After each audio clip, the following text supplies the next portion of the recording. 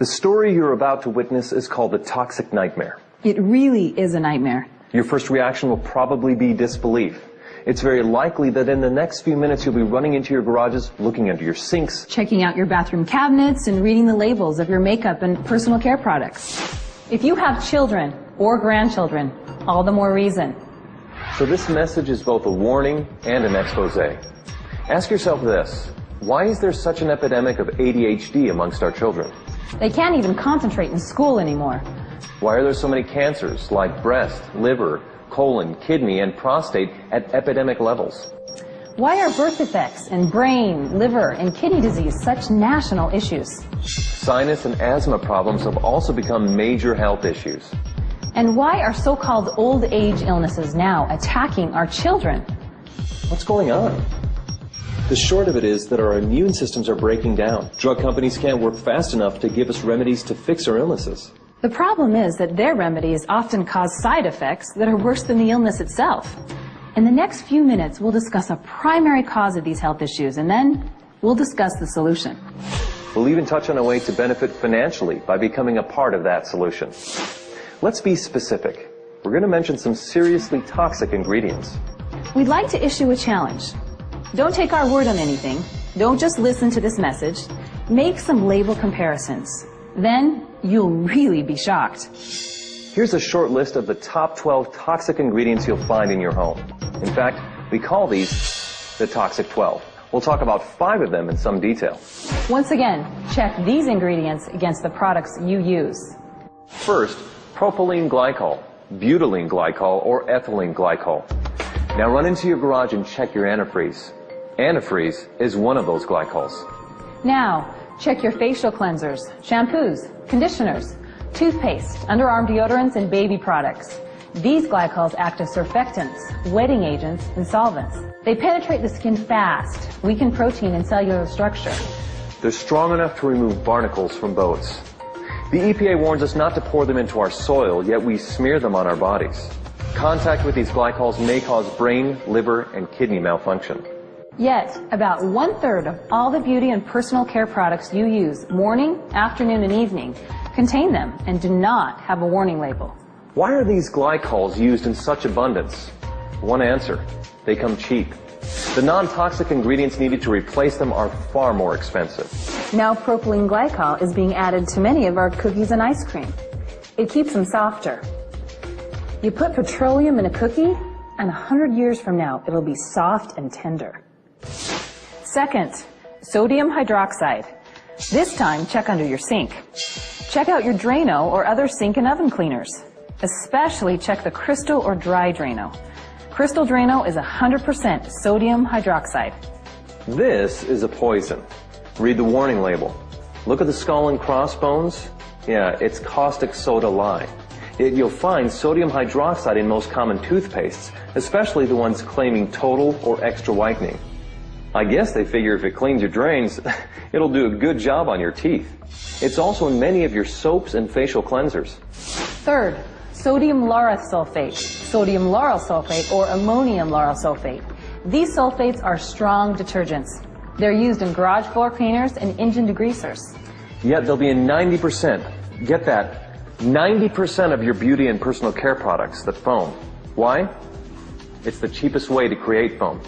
They're linked to eye damage, depression, diarrhea, skin irritation, and even death. Our bodies retain these sulfates for extensive periods of time.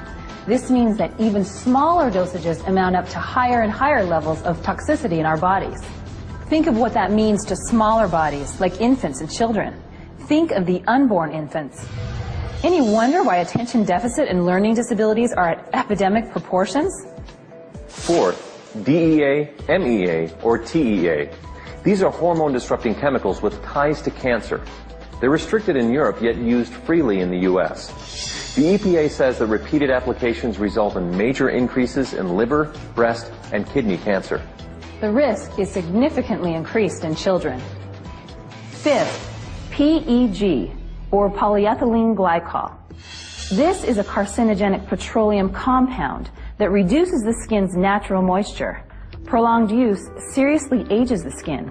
In addition, it has links to all forms of cancer.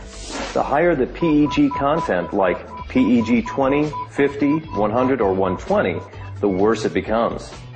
Sixth, DMDM or urea. These are preservatives that release formaldehyde.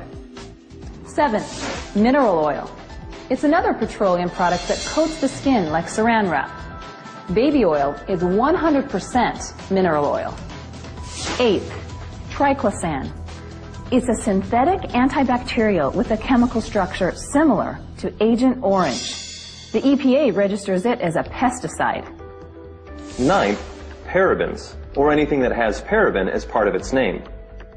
They are hormone-disrupting chemicals. 10th, isopropyl alcohol. It ages and dries the skin, promoting wrinkles and brown spots. 11th, FD and C color pigments. These are synthetic colors from coal tar. They score the highest mark on the toxic scale. 12th, fragrances. They may contain up to 4,000 ingredients. Animal urine is most often used to create the desired smell. Well, those are the toxic 12. There's another 100 or so that should receive dishonorable mention. Additional toxicity information can be found at safecosmetics.org. Check it out. By the way, guess which occupational group has the youngest death rate? You probably guessed it. Cosmetologists. That's obviously due to increased exposure to these chemicals.